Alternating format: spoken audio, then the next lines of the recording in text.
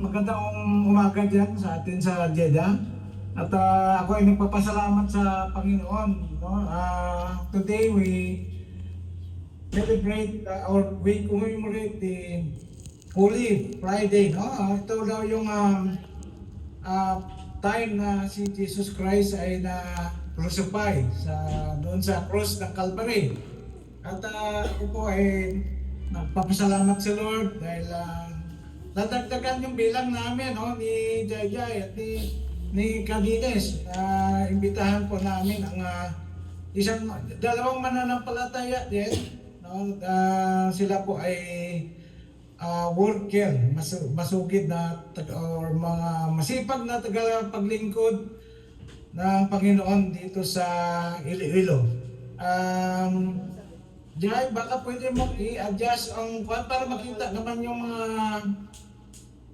ating invited guest. Si una po, andyan po si Sister Ami Castigador, no? Siya po ay administrator ng Central Philippine University. Kasama po namin dito siya bilang homeowners, no? At ang katabi po niya, kapatid po niya, si Ma'am Elma Castigador din. At kasama ko palagi yan dito, mga mababait po yan. Nakaka-bless po yung mga kapitbahay po namin dito. Mga kwan yan, mga Christian din, believers din, katulad natin. At nandyan po ang aking kapartner, si Sir Dennis. Magpakita ka naman, Sir Dennis. Kita yung gwapo mong yan. So, ayan po si Mr. Dennis Yap, dating OFW galing Dubai. So, andyan din po siyempre ang aking mga minamahal na anak. Nandyan si Mark Emmanuel. Pakita ka, Mark. Ano ko si Mark Kadag na eh. Pakita ka, Mark.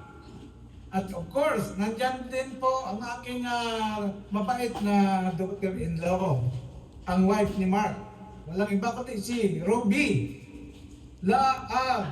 Nandyan din yan. At siyempre, ang hapon nga, sorry, nag-inilunggo na ako ha. Pag hindi, baka maintindihan din nyo ha. Kailang tayo. Nandyan, ako ko, si Pris Jai, nandyan. Okay. So, magpatuloy po tayo sa salita ng Panginoon. Today, ang atin na pag-uusapan ay tungkol pa rin sa katagumpayan, no? The victory of the cross. So, mga kapatid, nais kong magtanong muna sa inyo.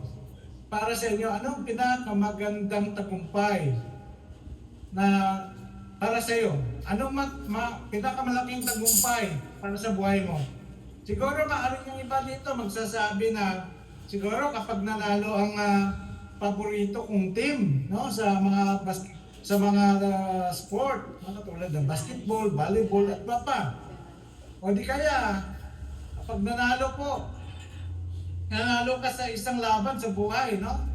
O di kaya may problema kang nalampasan.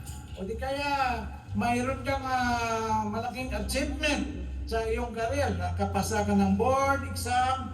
O di kaya ikaw po ay nagkaroon ng sakit at ikaw ay gumaling. So mga kapatid, today I want to tell you something. There is a victory that is greater than any victory in this world. Mas malaki pa sa championship. Mas malaki pa sa success. Mas malaki pa sa achievement sa buhay. Ito ang tagumpay na nagbago ng kasaysayan ng mundo. Ito po ang katagumpayan ni Kristo sa cross 2,000 years ago. Ito ang katagumpayan ng kamatayan. No? Kamatayan ni Kristo na kung saan akala ni Satanas talo na. Puro panalo pala. No? Ito yung tagumpay na muling pagkabuhay ni Kristo. Ngayon, isipin ninyo ito, mga kapatid. If you were there on that day, in front of the cross, noong ipinako si Jesus sa cross, ano kaya ang maramdaman ninyo? makikita ninyo ang langit na tila parang dumilim. Makikita ninyo ang mga tao ay sumisigaw. No, makikita ninyo ang anak ng Diyos na naghihirap at parang sinasabi ng mundo, tapos na. Pero mga kapatid, hindi pa pala. Dahil ang araw na yon na mukhang pagkatalo ay araw pala ng pinakamalaking tagumpay ng langit. Today, sa araw na ito mga kapatid, I believe this message is not an accident for you. May dahilan kung bakit nandito ikaw. May dahilan kung bakit nandito kayo. May gustong gawin ng Diyos sa puso mo at sa bawat puso ng bawat buhay ng bawat isa. Because the same victory of the cross can change your life today. Sabihin mo, kapatid, sa katabi mo dyan. Kapatid, may tagumpay Kapatid. si Jesus para sa atin. Sige, sabihin mo, kapatid. Kapatid, may tagumpay si Jesus para sa atin. Amen. Tayo sinabi ko na ito. At ngayon, pag-usapan natin paano naging tagumpay ang cross, kamatayan, at muling pagkabuhay ni Jesus. Tingnan natin ang mga puntos na ito. Una, ang tagumpay sa cross. Pangalawa, ang tagumpay sa kanyang kamatayan. Pangatlo, ang tagumpay sa kanyang muling pagkabuhay. At sa dulo ng mensaheng ito, ako naniwala na may mga buhay na babaguhin ng Diyos.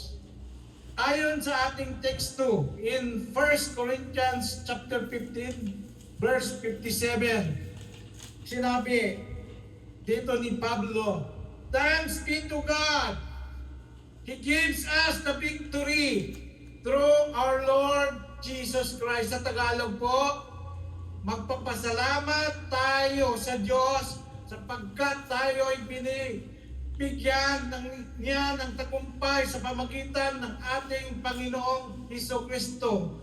Samahan po ninyo ako sa maikling panalangin. Yumuko tayo at ipikit po natin at ang ating mga mata, dami natin ang presensya ng Diyos. Hallelujah. Father God, Lord, we bless your holy name. The King of Kings and Lord of Lords, you are the Alpha and the Omega, the beginning and the end. Father, right now, Lord, ako lumalapit sa iyong harapan, tinataas ko ang mensahe na ito na iyong inirebel sa akin, na ituturo para sa inyong mga anak, O God. Father, I believe, Lord, that you will give me you will enable me, Lord, to speak thy word with boldness, O God, with clarity, O God, that your people will understand it, Lord, fully, O God. Father, I believe, Lord, that you are greater than he that is in this world. Ano mang balak ng kalaban to distract us, O God, in hearing your word, right now, I rebuke it, O God, in the mighty name of Jesus. Lord, ano bang mga espiritu, O God, espiritu ng antok, espiritu ng pagkainip, Lord, I rebuke it, O God, in the mighty name of Jesus. Right now, Lord, you are the only one to be heard by your people, O God. Just use me as your empty vessel, O God. I believe, Lord, that today your people will be blessed, O God. They will have knowledge, O God, the importance, O God, of your death, Lord, and your resurrection, O God, in the cross, O God, Lord, 2,000 years ago. Father, we give you praise, we give you glory in Jesus' mighty name. Amen. Palakpakan natin si Lord. So, mga kapatid, ngayong araw, hindi lang tayo makikinig ng sermon ito. Today, we will remember the greatest act of love in history. Sabi nga nila, today is the day when Jesus Christ was crucified. No? Although we cannot be sure na talagang ngayong araw, but we have to remember na si Jesus Christ ay ipinako sa cross at namatay po siya at siya ay muling nabuhay, no? Ang cross, ang kamatayan at muling pagkabuhay ni Jesucristo ay napakalaga para sa atin na mga mananampalataya. Because the truth is this, kung wala ang cross, mga kapatid, wala tayong kapatawaran. Kung wala ang kamatayan ni Jesus, wala tayong kaligtasan. Kung wala ang resurrection, kung wala ang muling pagkabuhay ni Jesus, wala tayong pag-asa. Pero salamat sa Diyos, hindi natatapos ang kwento sa cross. Sabihin mo uli sa iyong katabi, mga kapatid, may tagumpay si Jesus sa buhay mo, kapatid. May tagumpay si Jesus sa buhay. And, so, mga kapatid, there is the pain, no? Before the victory, there is pain, there is suffering, no? Mga kapatid, minsan nakalimutan natin kung gaano kasakit ang pinagdaanan ni Jesus. He was rejected, he was betrayed, he was mocked, he was beaten, he was crucified in the cross. No? Sinabi sa Isaiah 53, chapter 53, verse 3 to 5. Ito binanggit ni Brad Jipoy kanina, no, sa Tagalog, no? Sa English naman to. Sabi nito, he was despised and rejected by mankind, a man of suffering and familiar with pain. Like one from whom people hide their faces, he was despised, and we held him in low esteem. But he was pierced for our transgressions, he was crushed for our iniquities. The punishment that brought us peace was on him, and by his wounds we are healed. Yan ay prophecy ni Prophet Isaiah sa chapter 53 verse 3 to 5. At ito ay na-fulfill sa New Testament in the book of Matthew chapter 26 verse 45. He was betrayed. Sinabi nito, look, the hour has come and the Son of Man is delivered into the hands of the sinner. Alam naman po natin sino yung nag-betray sa kanya. Wala iba kundi si Judas Iscariot. No? Pangalawa, Jesus was rejected. Ito po ay nakasulat sa John chapter 1 verse 11. Sinabi doon, he came to that which was his own, but his own did not receive him. Makita naman natin kung paano siya tutuligsain, kinukontra ng mga Parisiyo, ng kapwa niya Diyo. Hindi, no, marami ang hindi tumanggap sa kanya, hindi naniwala sa kanya. He was rejected by people. No, sabi nga doon sa Nazareth, no? Sabi niya, this Jesus is the son of a carpenter. No, ganoon ang tingin nila kay Jesus Christ, no? So, yung paggamak kay Jesus Christ, ito, mock and beaten. No, Matthew chapter 27 verse 28 10 to 30. Yan, ito nagpatotoo na ang prophecy ni Isaiah ay totoo. They stripped him and put a scarlet robe on him. They spit on him above the ignorant and took the staff and struck him on the head. Pinalo sa ulo. Again and again. No. Then, sa Luke chapter 22 verse 23, the men who were guarding Jesus began mocking and beating him. Diba?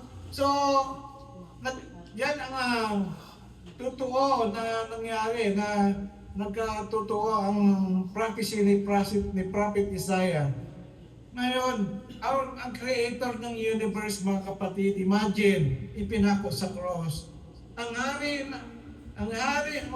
tinawanan ng tao. Ang anak ng Diyos, pinahirapan ng mga makasalanan ng mundo. At habang siya ay nakapako doon, ito ang nakita natin kay Jesus Christ. Hindi siya bumaba. Hindi siya lumaban. Hindi siya tumakas. Amen. Alam niyo mga kapatid kung bakit? Hindi siya umurong. Alam niyo kung bakit? Dahil iniisip niya, ikaw. Iniisip niya, ako. Iniisip niya, tayo. Dahil mahal niya tayo. Doon sa ginawa niya na yon, pinakita niya ang kanyang pag-ibig sa atin. For God so loved the world that He gave His Son, Jesus Christ. No.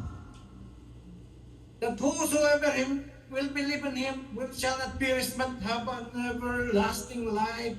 No? Yun, binigay alam ng Diyos naman na maghirap, magkaranas ng kahirapan ang kanyang bugtong na anak, pero hindi siya nagtubili na ibigay ang bugtong niya na anak dahil mahal kanya. Mahal niya tayo lahat, mga kapatid. There is that is an agape kind of love. Ito, imaginin natin mga kapatid. May batang nakagawa ng krimen at ang parusa ay death penalty. Pero may isang ama na nagsabi, ako na lang ang papalit sa anak ko. Mga kapatid, yan ang ginawa ni Jesus para sa atin. Tayo ang guilty. Tayo ang merong kasalanan. Pero si Jesus ang pumalit sa atin sa cross. Dapat tayo yung pinako doon eh. Dapat tayo yung nilatigo. Dapat tayo yung tinusok sa tagiliran. Dapat tayo yung nilagyan ng kurunang tinik. Pero tiniis ni Jesus, tinanggap ni Jesus ang mga kahirapan na yun dahil mahal niya tayo. Isaiah chapter 53 verse 5, yung kanina sinabi ko, He was first for our transgression. So habang siya'y nasasaktan, tayo ang nililigtas. Mayroong tagumpay mga kapatid sa krus. Noong si Jesus ay nasa krus, mukhang talo siya. Pero ang totoo, doon nagsimula ang tagumpay. Ang bawat pako sa kanyang kamay ay para sa kalayaan natin. Ang bawat sugat niya ay kagalingan natin. Ang bawat patak ng dugo na lumabas sa kanyang katawan ay kapatawaran natin. Amen. Sinabi sa Luke chapter 23 verse 34, Father, forgive them, for they do not know what they are doing. Look, sa ganong katayuan, nagawa pa ni Jesus Christ na hingin sa Ama na papatawarin niya ang mga gumawa sa Kanya ng ganon kahirapan. This prayer of Jesus to the Father is not only for those people on that time na siya ay pinako sa cross. This is also the prayer of Jesus for all of us. Mga kapatid, at bago namatay ang ating Panginoon, sinabi niya sa John chapter 19 verse 30, sinabi niya, Titilistay. Titilistay. Ibig sabihin sa English, it is finished. Finish. Tapos na. Alam nyo, sabi nga dito, no? Hindi ibig sabihin na tapos na siya o patay na siya. Ang ibig sabihin nitong titilistay or it is finished, ang ibig sabihin nito mga kapatid, tapos na ang utang natin na kasalanan.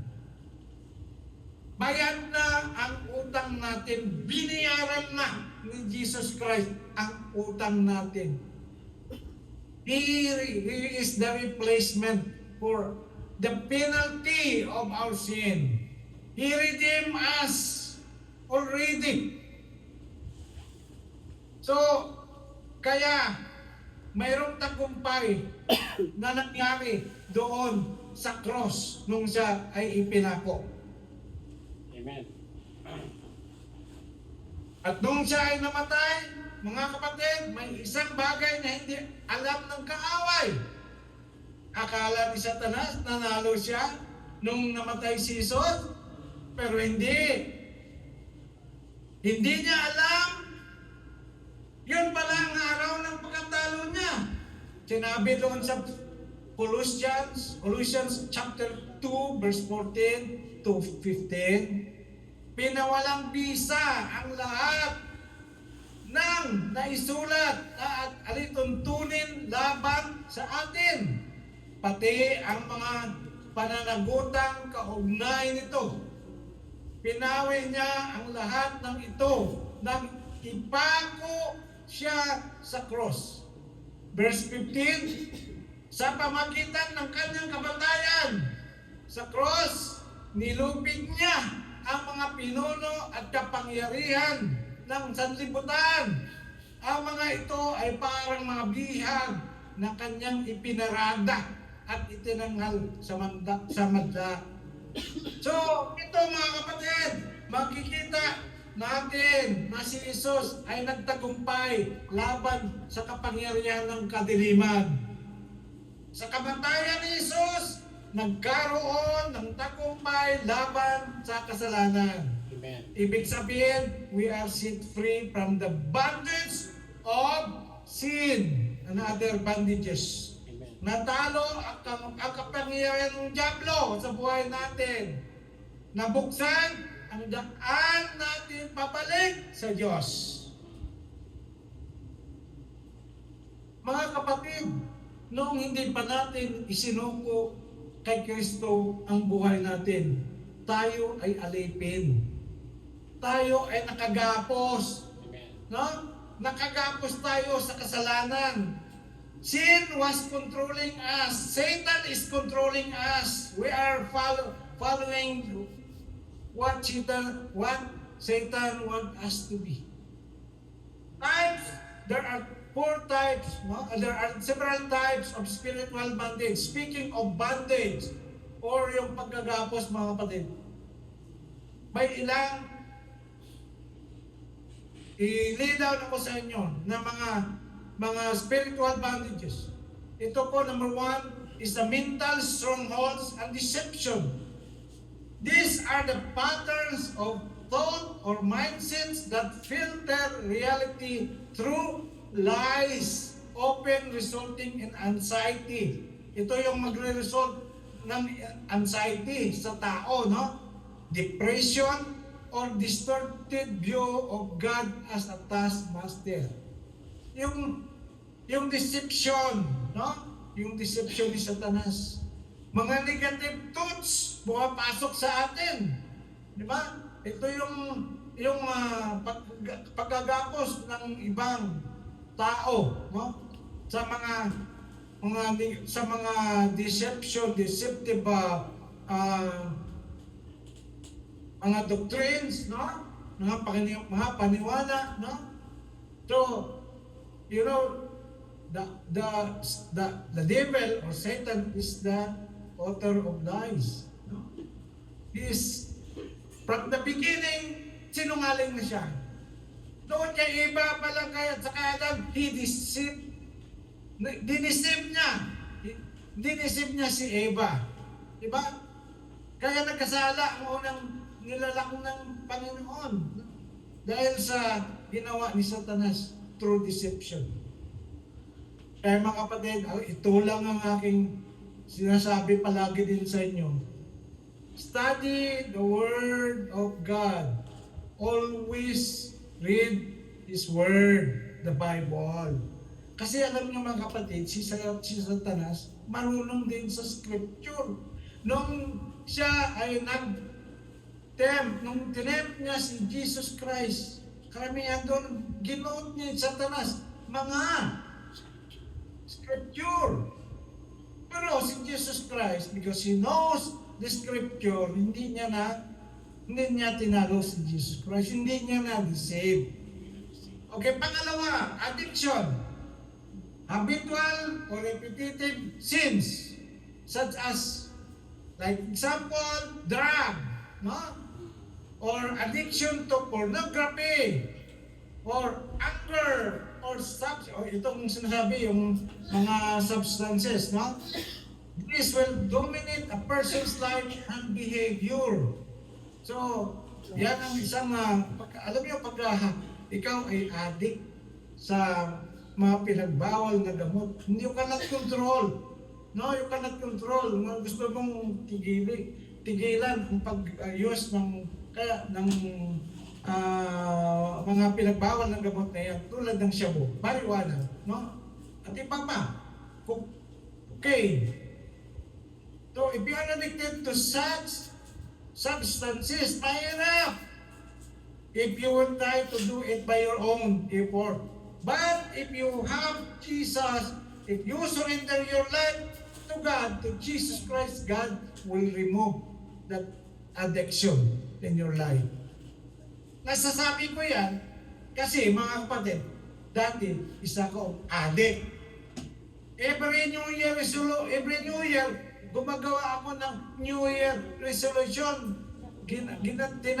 Sinusubukan ko ang tanggalin ang hindi maayos na mga ginagawa ko kasama ang mga pag-adik ko sa mga droga. Pero walang nangyari. Isang linggo lang. After 1 week, balik na naman. No? Pero, kung tayo po sinurrender natin, buhay natin kay Christ, God will change us from glory to glory. Because the Word of God is true. Anyone who is in Christ will become a new creation. The old has gone, and behold, the new has come. No, mayroon talagang pagbabago na gagawin ang Diyos sa buhay natin. Okay, pangatlong pagkatapos na nangyari sa tao is the occult or demonic oppression. It is direct or entering influence from dark spiritual forces, sometimes accessed through engaging in occult practices. Mga kapatid, may testimony ako tungkol dito. Yung mga tao na nag-involve sa mga spirit of the glass, yung mga occult practices, no? Yung mga magkukulam, mga kapatid, yung akala ng iba may tumutulong sa kanila na white angel ko no, or white spirit daw, no, good spirit daw, tumutulong yung mga albularyo, na pag-iyon lang yan, sila na magkasama yan, sila na magkukulam. Ang totoo, kapatid, ang aking, ito, hindi kayo magmamayabang, magkakasala ako. 3 bisis na ako naka-encounter ng taong sinapian ng masamang espiritu. Yan sa Jeddah, 1 bisis. No? Ang kapatiran namin dati dyan, na kasama po namin sa dating iglesia, aking pinagdaluhan, babae po siya.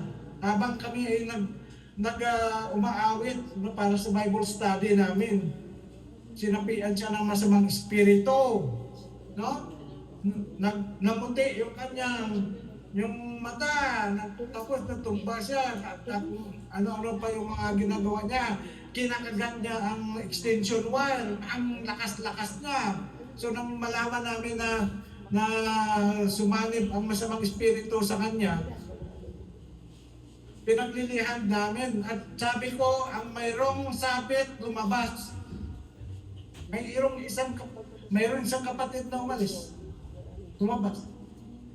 After 1 week, nagkaroon nag-confess ang isang kapatid namin na mayroong sila palang relasyon. Pareho silang, yung babae kasi may asawa.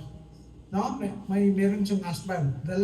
Binata ang song leader namin na kanyang naging karelasyon. So, nagkaroon ng license, no, ang diablo para makialam sa isang tao, no? So, that time nung kami ay ikutan namin siya at we rebuke that bad spirit or that demonic spirit. We rebuke that demonic spirit in the mighty name of Jesus. There is power, mga kapatid, totoo, mayroong kapangyarihan sa pangalan ni Jesus. Hindi namin ginawa yun, hindi namin napalayas ang demonyo dahil magaling kami o may power kami, hindi. But because of Christ. No? There is power, sabi ni Jesus Christ, I will give you authority to destroy the works of the enemy. No? So, pangalawa, siguro narinig na rin nyo ito sa pamangkin ko.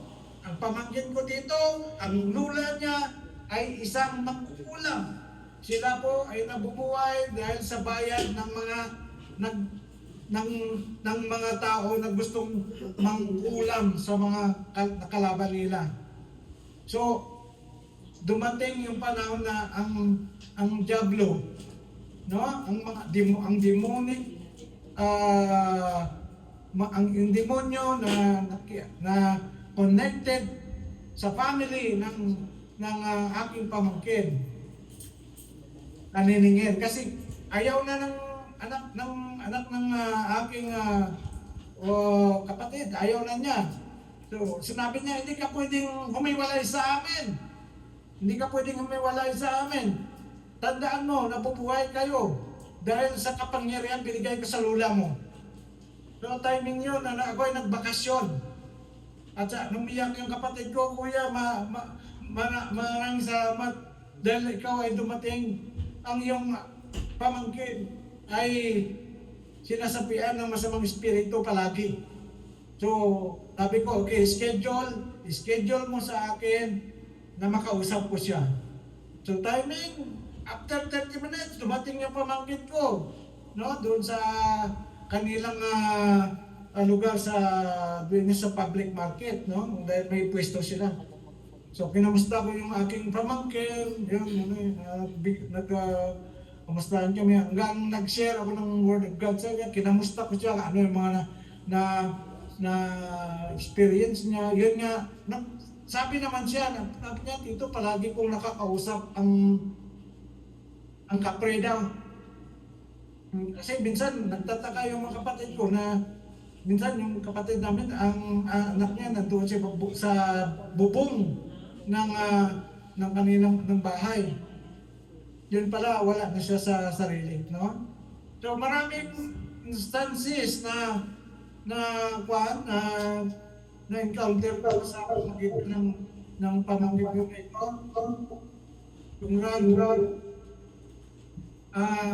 Yung din ang ginawa namin, we rebuke the evil spirit or the demonic forces, no? At praise God. Ngayon mga kapatid, ang aking pamangkin ay hindi na sinasapian ng masamang espiritu. Amen. So there is power in the name of Jesus. No? Hindi basta-basta makipaglaban dyan mga kapatid sa masamang espiritu. No? Kailangan po magpalinis ka muna sa dugo ni Kristo bago ka humarap sa mga masamang espiritu, no? Otherwise, maging katulad dyan ng mga Jew, ng mga salamangkero na kung saan sinabi nila, si Pope Pablo kilala ko, no? Si John kilala ko, pero sino kayo? No? Kaya hinabol sila, no? Sinaktan sila ng masamang espiritu. So, ito mga kapatid, pang-apat, generational bondage, no? It is a pattern of sin or suffering or sickness, yan, that appears to be passed down or occur legally within a family line, no?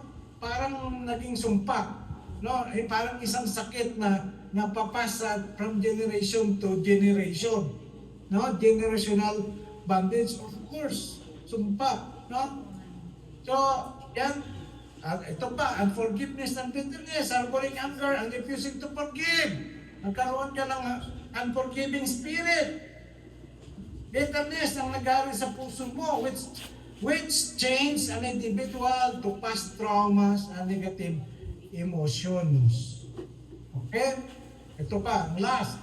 Selfishness, considered as a core form of bondage that causes people to live for personal desires rather than divine purpose. So, lahat ng mga bondage na ito, mga kapatid, sa pamamagitan ni Jesus Christ, ito po ay tinanggal niya sa atin. Ito, from bondage to victory. Ang mental stronghold is believing lies about God or self. No? 2 Corinthians chapter 10 verse 4 to 5, nabi, we take every thought captive to obey Christ. Ito yung gagawin natin. No? Ang sin and addiction, slavery to fleshly desires. In Romans chapter 6 verse 6, our old self was crucified, so we are no longer slaves to sin. It is already crucified. Legalism or fear. No, serving out of fear of judgment.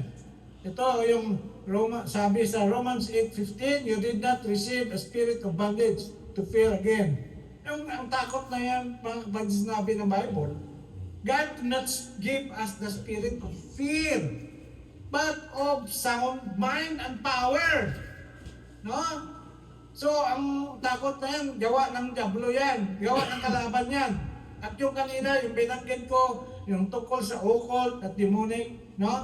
Ito yung influence of dark forces sa buhay ng tao. At sinabi sa Colossians chapter 2 verse 15, He disarmed the powers and authorities at the cross. Sinabi dito ni Pablo, dinisarm ni Jesus Christ, no? Dinisarm ni Jesus Christ ang kapangyarihan, no, ng mga authorities in dark world, no? Principalities of darkness, no? Doon nung siya ay nakapako sa krus. Ito yung ang generational sins or sickness, ito yung inherited patterns of sin or sins or sickness. Sinabi sa Galatians chapter 3 verse 13, Christ redeem us from the curse of the law. Ito kasi tungkol sa sumpa to eh. No?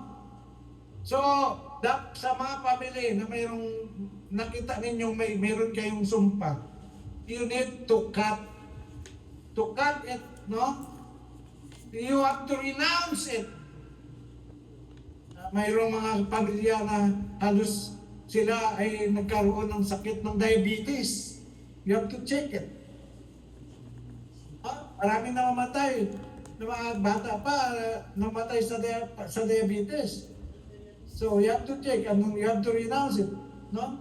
Ito, Christ redeemed us from the curse of the law. So we have to act, no, and claim the word of God.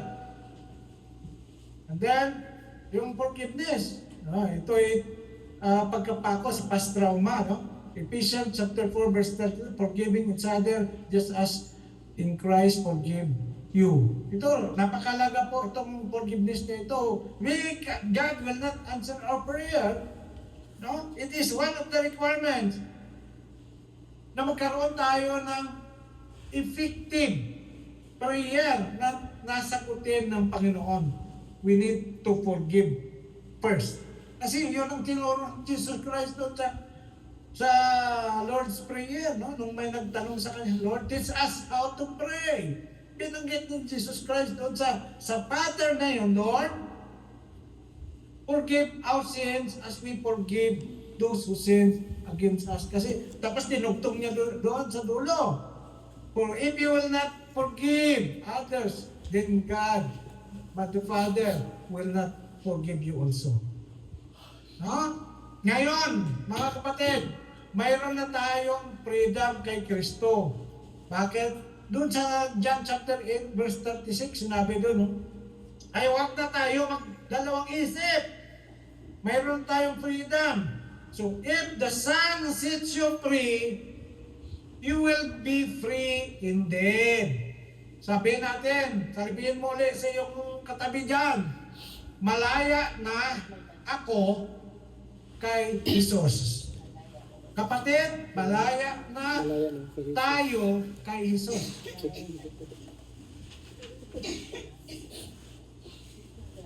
Imagine mo mga kapatid, imagine ninyo ito. May isang tao na mayroong kadina sa kamay at paa. Yung mga nasa kulungan, di ba? Nilalagyan ng kadina sa paa, nilalagyan sa kamay. Maraming taon siyang nakakulong at akala niya wala na siyang pag-asa. Pero biglang may dumating. Binuksan ang pinto, tinanggal ang kadina at sinabi niya, boy, girl, ikaw ay malaya na. Mga kapatid, ang problema lang minsan, malaya na tayo, di ba? Pero ayaw pa rin natin lumabas ng kulungan. Gusto pa rin natin na manatili sa kulungan. Lumabas na po tayo. Pinalaya na tayo ni Kristo. Do not believe in the lies of the enemy. Do not believe in the accusation of the enemy na sabihin niya, you're not worthy. No? Ganun ang pandaraya ni Satanas. You're not worthy. Pag nagkamali ka, you're not worthy anymore. Niloloko mo lang ang Diyos. You know, we have God who is loving, who is forgiving, who is rich in mercy. He is the God that never change. No, tayo lang naman nagbabago. Pero ang Diyos natin, hindi nagbabago ang kanyang pag-ibig sa atin. We have God who is so loving. Pero mga kapatid, doon sa resurrection ni Jesus Christ o muling pagkabuhay ni Jesus Christ, hindi nagtatapos ang kwento sa libingan. 3 araw, no? Nung siya ay nilagay doon sa kuweba, no? Ang kanyang katawan, tahimik ang mundo for 3 days. Mukhang tapos na ang lahat. Ang mga disipulo at that time, mga takot, natatakot, nagtatago. Ang pag-asa, parang wala. Parang nawala ang pag-asa. Pero sa ikatlong araw, may nangyari na nagbago ng history. In Matthew chapter 28 verse 6, sinabi doon, no? He is not here. He has risen. Basahin natin ang nakasabi doon sa mga kapatid, sabay-sabay po natin basahin. Doon sa Matthew chapter 28 verse 1 to 10. Sabi doon, after the Sabbath, at dawn on the first day of the week, Mary Magdalene and the other Mary went to look at the town. In verse 2, there was a violent earthquake, for an angel of the Lord came down from heaven and going to the town, rolled back the stone and sat in it. In verse 3, his appearance was like a lightning and his clothes were white as snow. Verse 4, the guards were so afraid of him that they shook and became like dead men.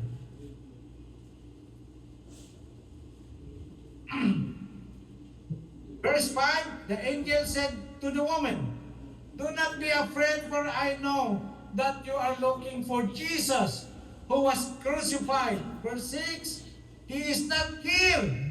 Yan, sinabi niya ng angel.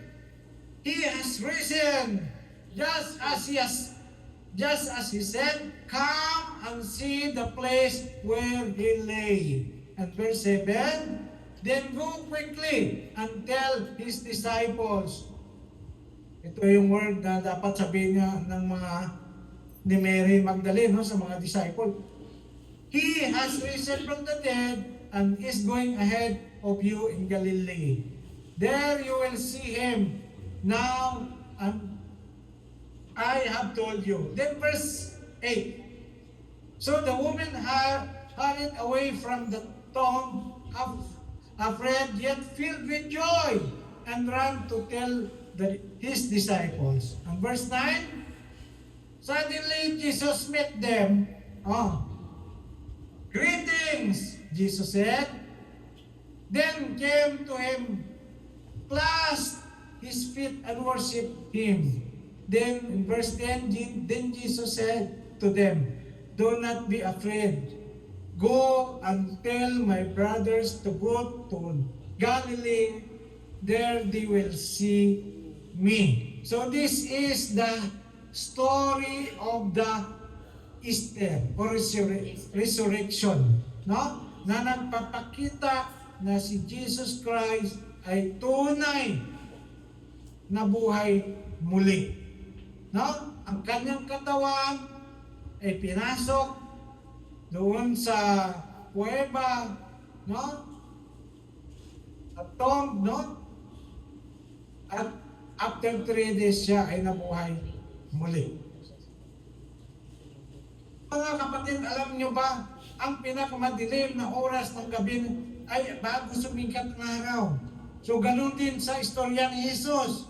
Mukhang madilim nung siya ay namatay. Pero nung sumikat ang pagkabuhay muli, no, or resurrection morning, tagumpay was revealed or victory was revealed.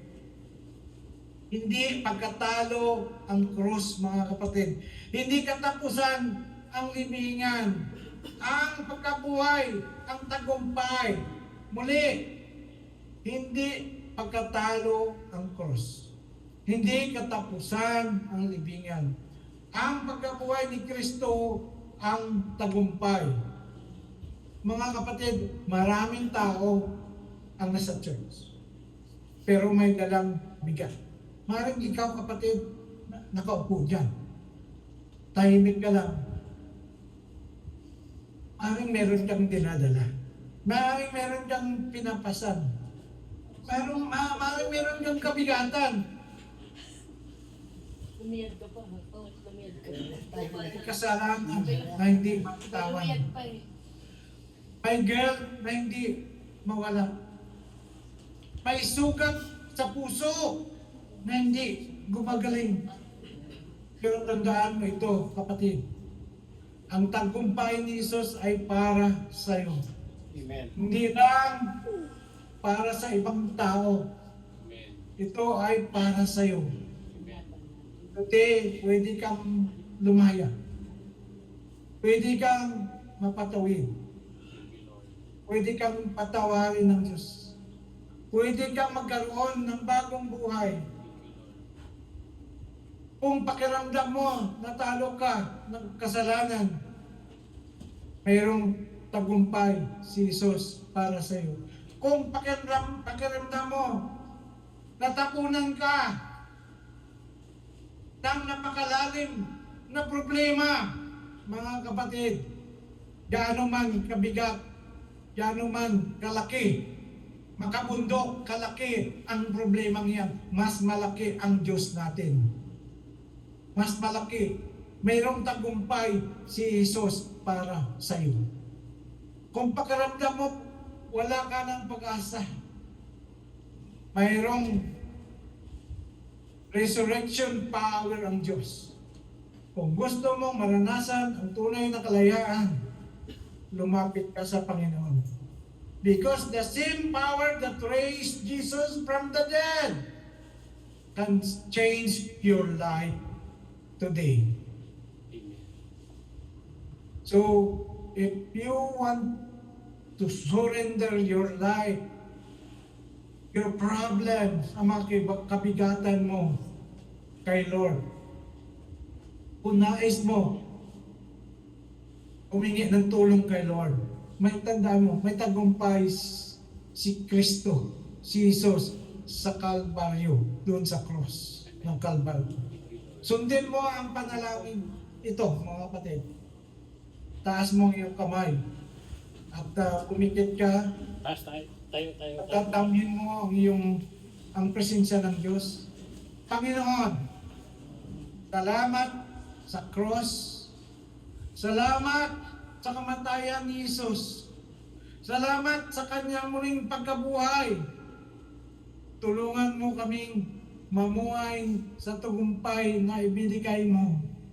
Palayain mo ang mga puso na nakakulong sa kasalanan. Palayain mo ako sa aking problema. Palayain mo ako sa aking mga kahinaan.